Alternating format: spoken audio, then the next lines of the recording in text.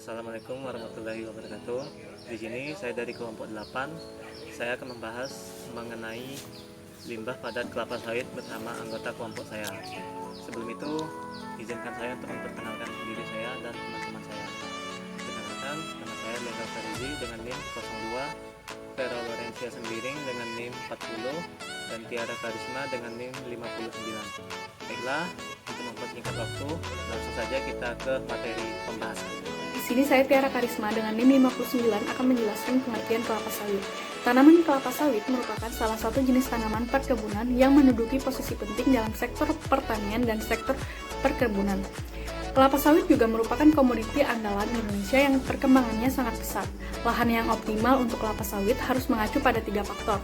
Yang pertama, faktor lingkungan, sifat fisik lahan, dan sifat kimia tanah atau kesuburan tanah. Pada tanaman kelapa sawit di perkebunan komersial dapat tumbuh dengan baik pada kisaran suhu 24-28 derajat Celcius. Untuk memperoleh hasil yang maksimal dalam budidaya kelapa sawit perlu memperhatikan sifat fisik dan kimia tanah, yang diantaranya struktur tanah dan drainase tanah yang baik. Sejalan dengan semakin meningkatnya produksi kelapa sawit dari tahun ke tahun, akan juga terjadi peningkatan volume limbahnya. Umumnya, limbah padat industri kelapa sawit ini mengandung bahan organik yang tinggi sehingga berdampak pada pencemaran lingkungan. Penanganan limbah secara tidak tepat akan mencemari lingkungan. Berbagai upaya juga telah dilakukan untuk mengolah dan meningkatkan nilai ekonomi limbah padat kelapa sawit. Selanjutnya, limbah padat dari kelapa sawit ini terdiri dari yang pertama, tandan buah kosong, kedua, serat dan cangkang buah, dan yang terakhir, abu bakar. Ada beberapa pemanfaatan limbah padat kelapa sawit. Yang pertama, pemanfaatan tandan kosong kelapa sawit atau TKKS sebagai pupuk. Pembuatan kompos juga berpengaruh pada penambahan berbagai macam aktivator. Pada penelitian yang dilakukan oleh pembuatan kompos dengan penambahan aktivator EM4 dan mencampurkannya dengan variasi bahan yang beragam berupa pupuk kandang, dedak air sumur, air kelapa, dan TKKS.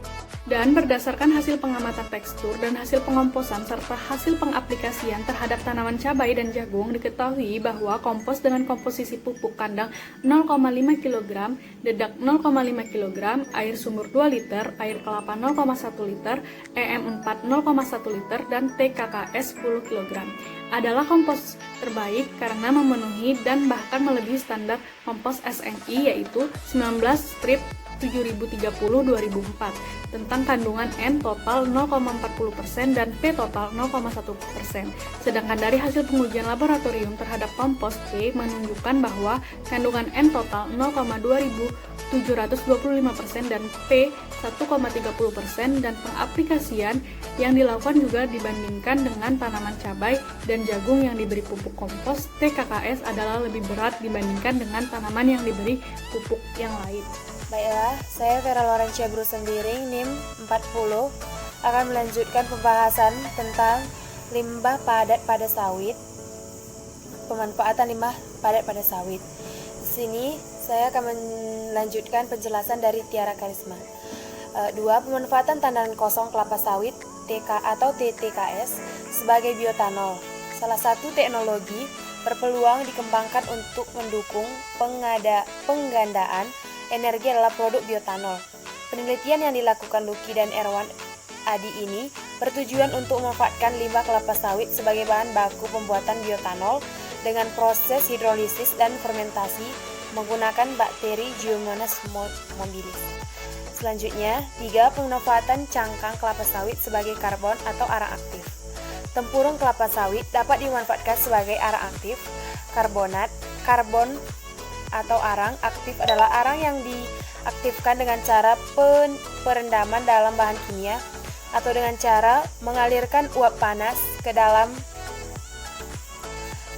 atau dengan cara mengalirkan uap panas ke dalam bahan sehingga pori-pori bahan menjadi lebih terbuka dengan luas permukaan berkisar antara 300 hingga 2000 m2 gram.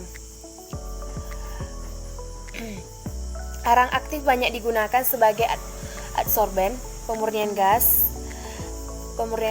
penjernihan air, dan sebagainya. Arang aktif dapat dibuat dari dari bahan organik maupun anorganik dengan syarat bahan tersebut mempunyai struktur berpori.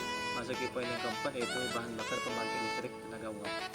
Untuk bahan bakar pembangkit listrik tenaga uap atau PLTU, limbah yang digunakan berupa tandan kosong kelapa sawit atau TKS, cangkang atau sel, serta serabut atau fiber yang sudah kering dengan kadar air maksimum 6,6%.